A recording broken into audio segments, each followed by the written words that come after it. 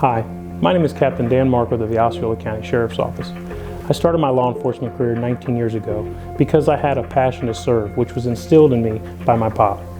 He immigrated from Cuba in 1962 to the United States, and after being the first generation of my family born in the United States, I knew it was my duty to serve the country and the nation that has given so much to my family. My pop's greatest dream in his life was to be an American. And today I fulfill that dream and live that dream every day, and I know he looks down with pride, love, and admiration. As a law enforcement officer, when I see the disparities that go on throughout the nation, it brings hurt to my heart, as it should all of us. But today I can tell you, with steadfast resolve, the Osceola County Sheriff's Office is a reformer. We are here to make sure we are partners with the community. We are here to help the community. And more than anything, we're here to make sure people's lives are better. Hi, I'm Stephanie King, and I'm a sergeant with the Osceola County Sheriff's Office. I became a law enforcement officer to help bridge the gap between law enforcement and the community, and I wanted to become a part of making a positive impact with our citizens in Osceola County. I wanted to let you know that I'm also human just like you. I have my family and I have pets waiting for me at home. I strongly believe that together, we all can make a difference. Single year, because she's in foster care, because her father abused her, and her mother couldn't believe her. She is the child I am for. I am a volunteer child advocate. I am you. Florida residents call toll-free 866-341-1425.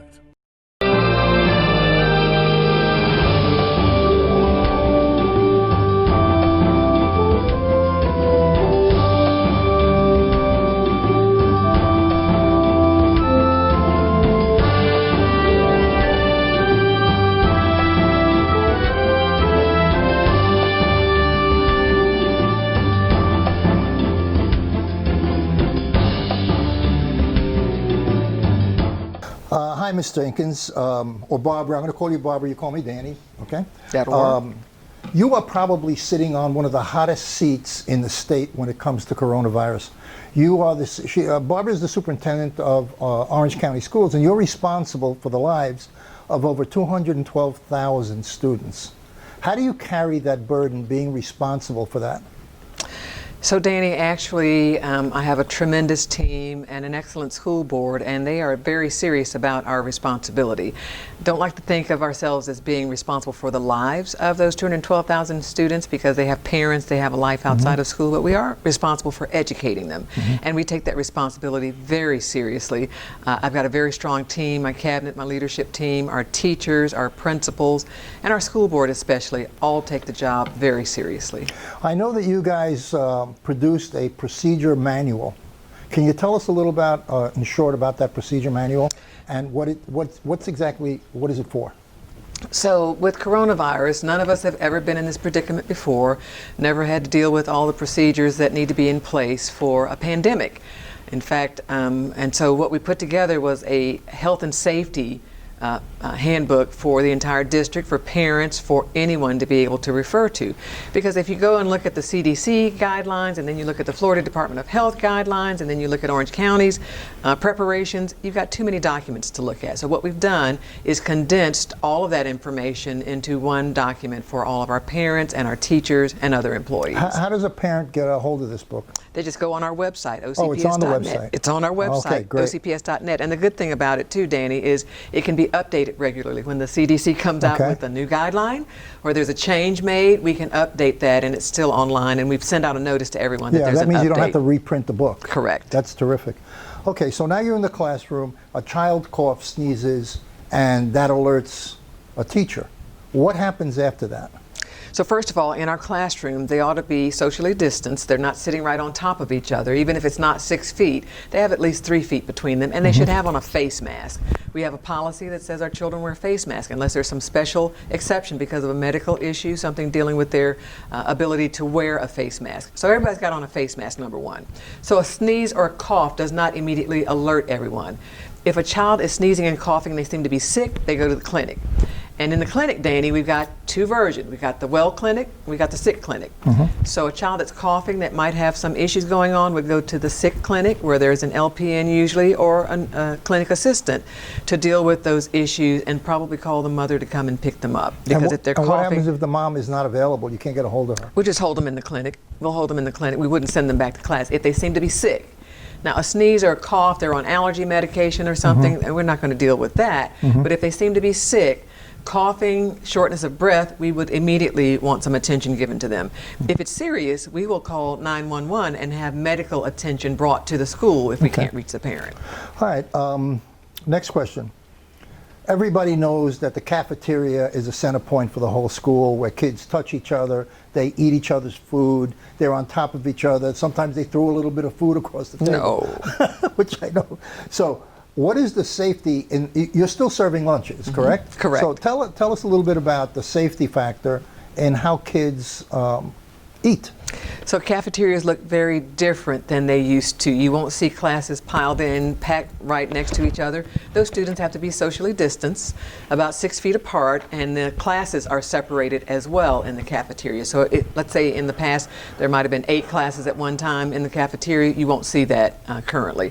Some classes might be eating outside, a couple classes might be eating in their classroom. We have to be creative to spread out our lunch periods. Secondly, you're going to see them with little sanitizing wipes for their hands. They have 2 in their meal packages. And then you're going to see them remove their face mask for the meal, and then they have to put it right back on after the meal, wipe their hands again, and then they're escorted out so that they're not getting too close to one another. And does the school supply the face mask and the sanitizing tissues? That's all supplied as they come into the school, or? So 2 things. First of all, for the sanitizing wipes, they are absolutely in every meal. The school supplies those. Face masks, most parents send their children with a face mask. If they don't, we have extra face masks right there at the school. Okay. People are always, a lot of news has been talking about schools being the daycare for a lot of people. What's your perception, or what do you feel when they say that? I do not fault any parent who has to make a choice that their child be in school so that they can go to work. My heart goes out to those parents. I would be in that same position. My children, well, first of all, my children would insist on going to school because they're highly social. But as a parent that's working, I understand that need. You have to have someone who is responsible for your children during the day. But all of our children that are coming to school during the day are not because the parent needs daycare. Some of our children just need to be in that social setting. It's better for them, and their parents have made that choice. And so what I stress to anyone who brings it up is that we respect the right of every parent to make the best choice for their children. I know that you have a couple of schools that are really reaching high on the national average for success. As a whole, how is Orange County doing as a whole? So last year we had no end-of-year testing. That was all out the window with the coronavirus. If you recall, we went out in March, right before spring break, and never came back again. So there was no testing. There's no gauging across the country to gauge how well students did last year.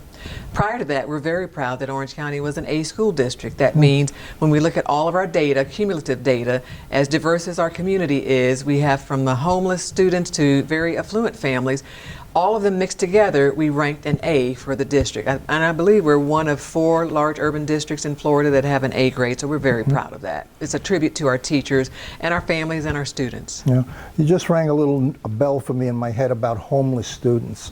A lot of people in Orlando and Orange County don't realize that there are people, a tremendous amount of children are homeless. I think the statistic was last year about 25,000 fall into that classification.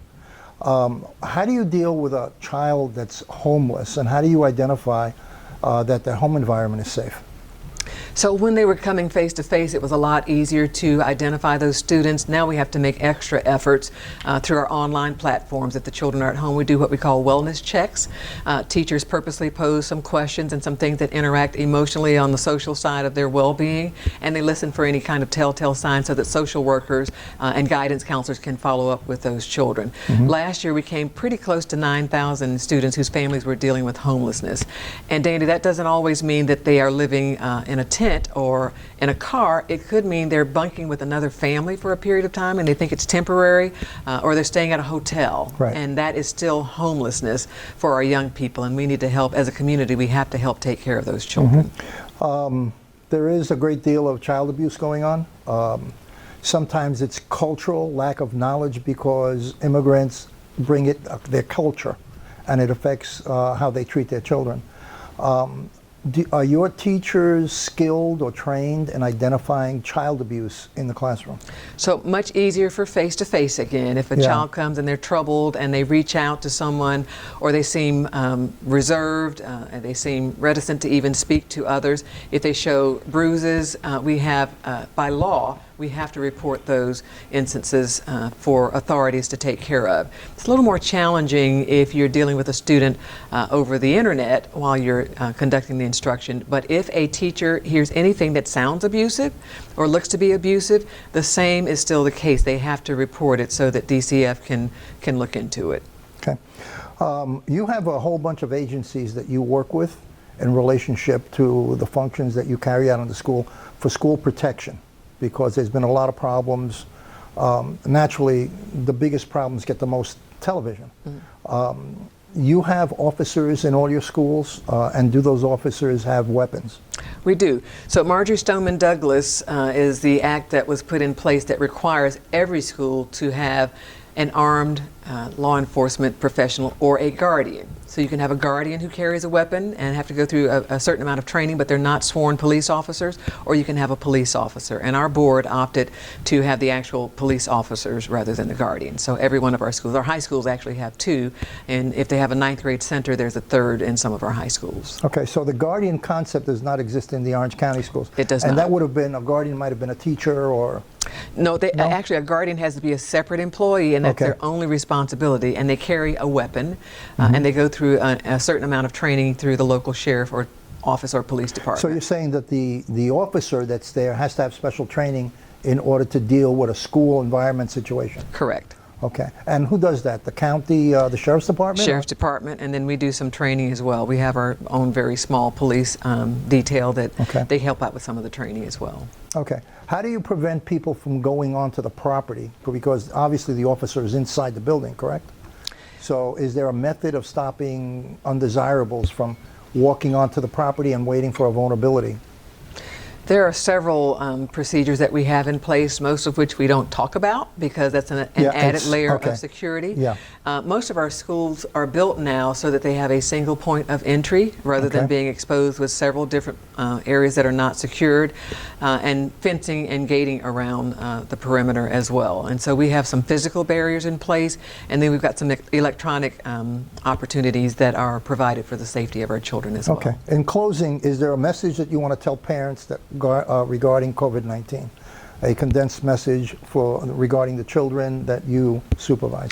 Absolutely. We need every parent to help us and help our children take very seriously this pandemic. It's a public health emergency. So even when our children are not at school, we need parents to have them washing their hands, social distancing, and absolutely wearing their face mask when they are in public places. The last issue that we had at a high school, the high school that we had to close down, it actually started at a social event in the community.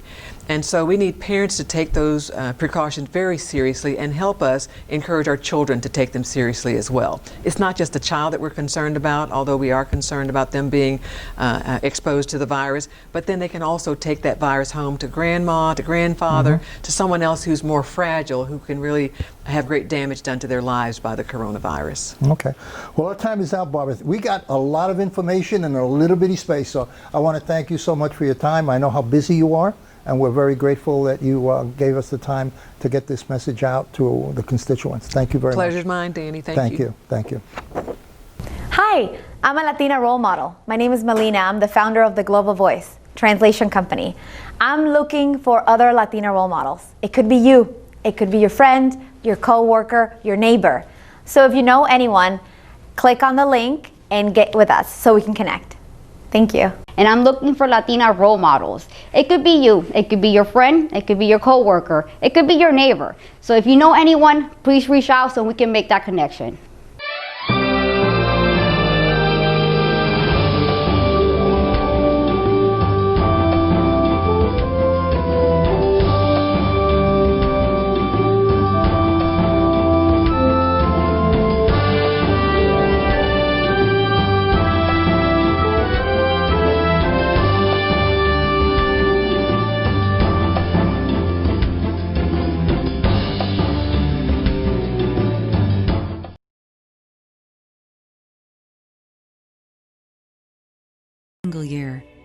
because she's in foster care, because her father abused her.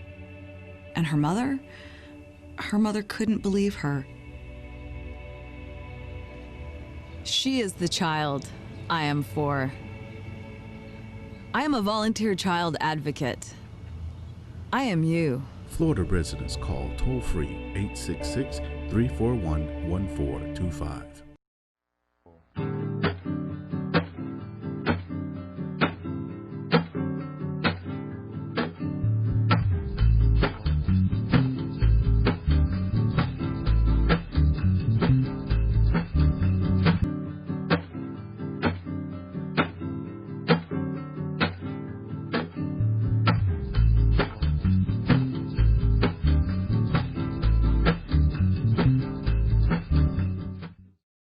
Hi, my name is Lisette Burgos, but when I'm working, my name is Deputy Burgos. I work for the Crime Prevention Unit, and I wanted to let you know that we're here to serve and protect you. But we also wanted you to know that we're human just like you. We feel, we laugh, we enjoy life just like you, and we want to make sure that we also go home to our families at the end of the day. Hi, I'm Stephanie King, and I'm a sergeant with the Osceola County Sheriff's Office.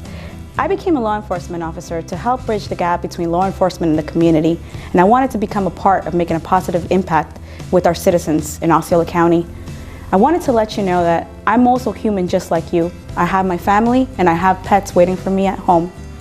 I strongly believe that together, we all can make a difference. Welcome to Latina Role Model. My name is Leticia Miller, and today's guest is Melina Tarico. Thank you for being on the show today, Melina. Thank you so much for having me. Thank you. Melina has a beautiful story how she started her business from scratch and is now proud to call herself CEO of the Global Voice USA. Tell us about yourself and your company, Melina. So, I'm Latina. My background, my parents are from Bolivia, South America. I was born in California. I lived in Orlando most of my life, and my business started because I wanted to be at home with my kids, with my children. So I wanted to do something from home and something that I can help the community. So I was working at a place that helped a lot of translations, a lot of transportation. So that's how I got the idea, and we started from there. And now the business is 10 years old or more, a little bit. So yes. What do you love the most about your company, and what motivated you to get started? So what I love about the company is we provide translations for a lot of workmen's compensation patients. So patients that were injured at work that need to go to see the doctors, medical facilities. I love that we help out people that have that language barrier and that need to go see a doctor and that need medication and they need help communicating. So we are that key that could go and help, to get medicine, to ask the right questions and things like that. So that's awesome. What advice would you give a Latina entrepreneur who wants to start their business? Definitely follow your passion. Like, follow what you like. One of the things that when I listen to motivational speakers or read books, it always says to don't follow the money. Follow what you love. Follow to do what you love, and then the money will follow. So when you have that passion, and don't give up, always say yes to every opportunity, but definitely follow your passion. That will be the main thing. I know you're busy being a mom, a business owner. What do you do for fun when you're not working? Working out. I love working out. I feel that that's my time. I go in the mornings, I do CrossFit, and I love it because it's my time to, when I'm active, I feel that every time I work out, I feel that I can cover the whole day, no stress. So yeah, that's my fun time. Well, it shows. You look amazing. Thank you so much. What is the secret to your success? Learn to fail fast. I know it sounds so, make mistakes quick, because one of the things is that I learned through the business has been open for 10 years, that there's going to be failing, there's going to be mistakes. So try to do them, get them out of the way fast.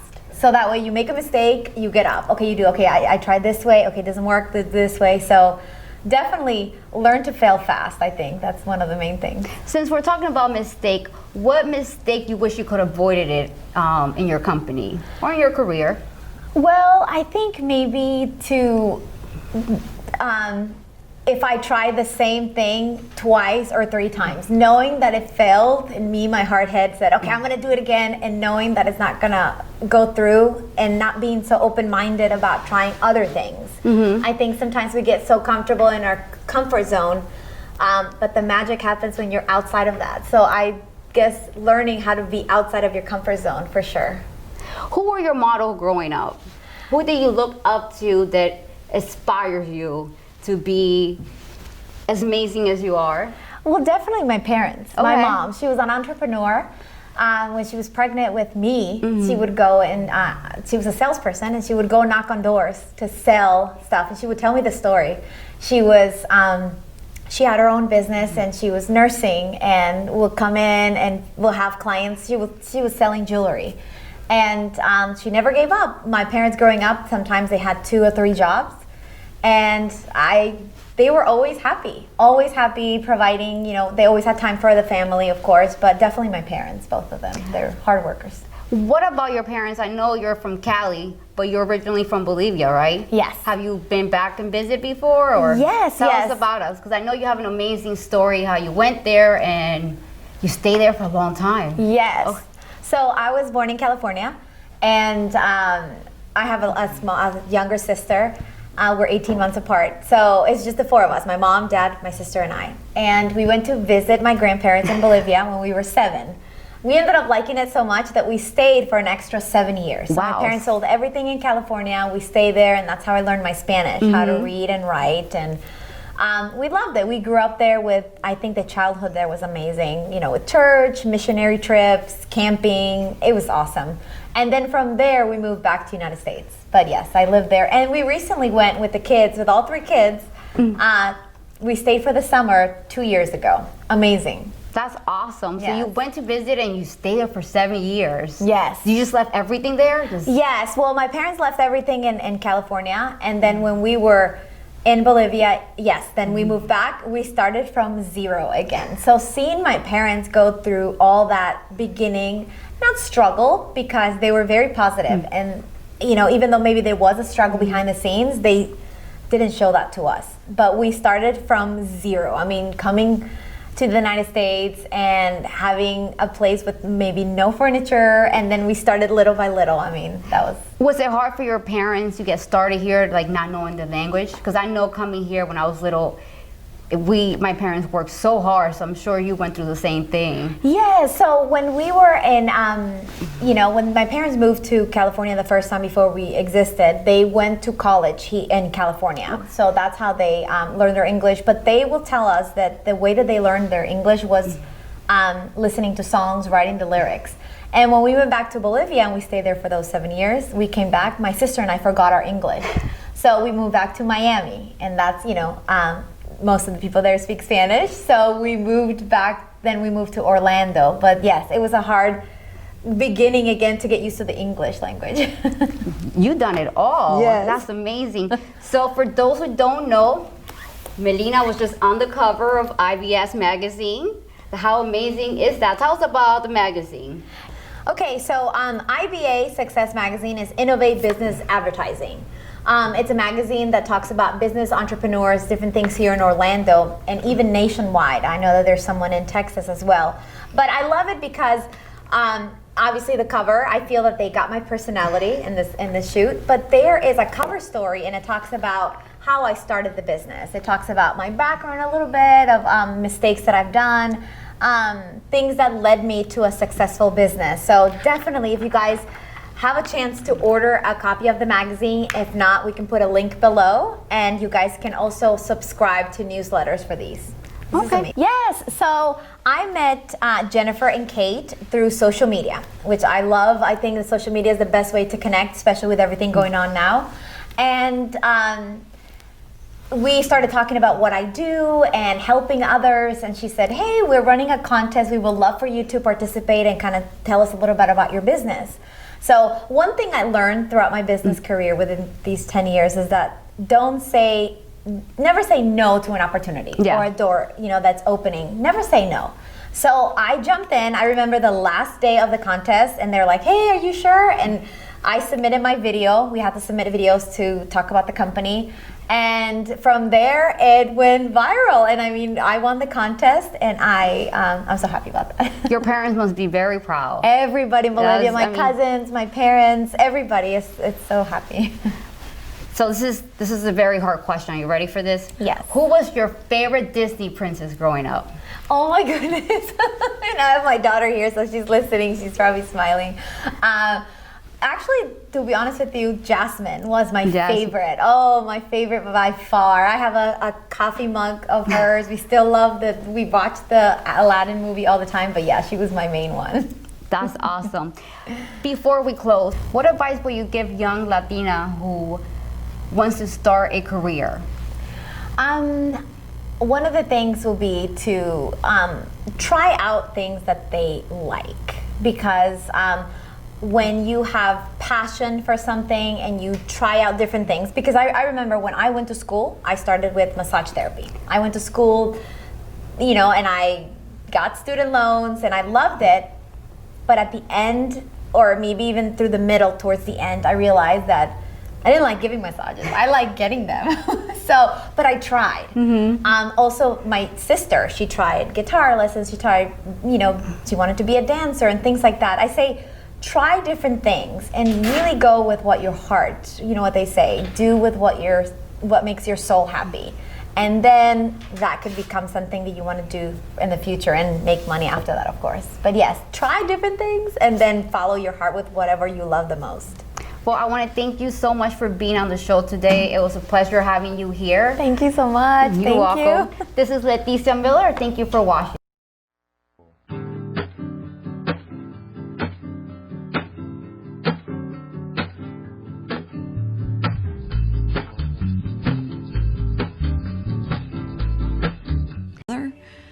Her mother couldn't believe her. She is the child I am for. I am a volunteer child advocate. I am you. Florida residents call toll-free 866-341-1425.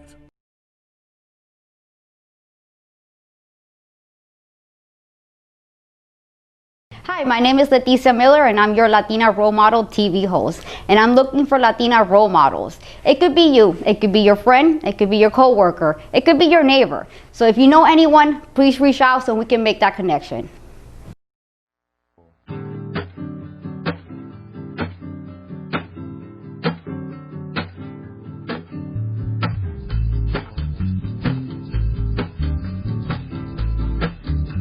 Hi, I'm a Latina role model. My name is Melina. I'm the founder of the Global Voice translation company. I'm looking for other Latina role models. It could be you. It could be your friend, your coworker, your neighbor. So if you know anyone, click on the link and get with us so we can connect. Thank you.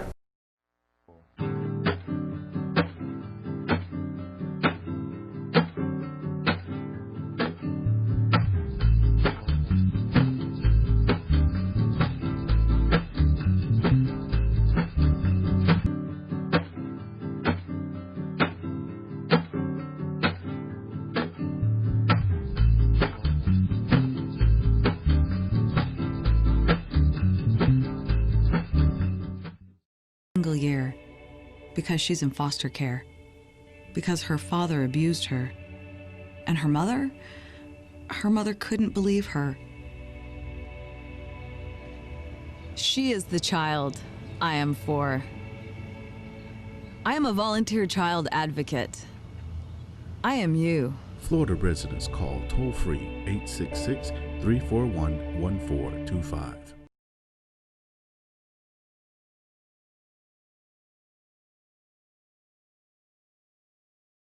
Hi, I'm a Latina role model. My name is Melina. I'm the founder of the Global Voice translation company.